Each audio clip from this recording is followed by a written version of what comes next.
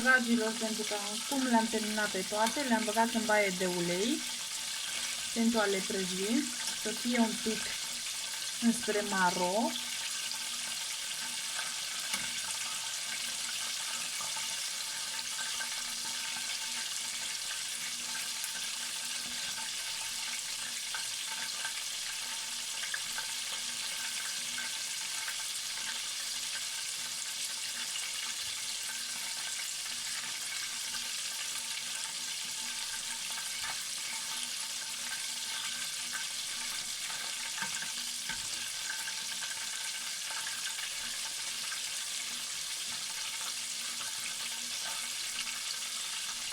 Dragilor, aripioarele noastre sunt gata.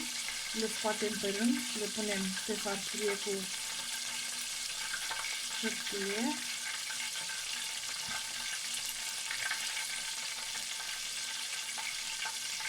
Cred că arată destul de bine.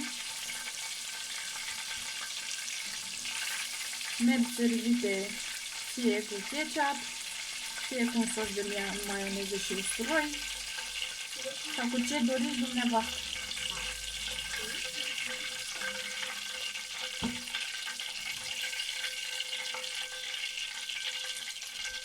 Și vom continua în continuare și cu celelalte.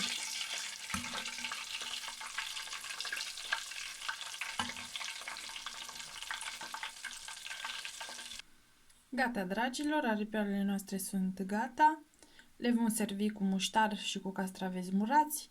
Așa sunt preferate de copii și de soț. Sper că v-a plăcut rețeta mea și vă urez poftă bună!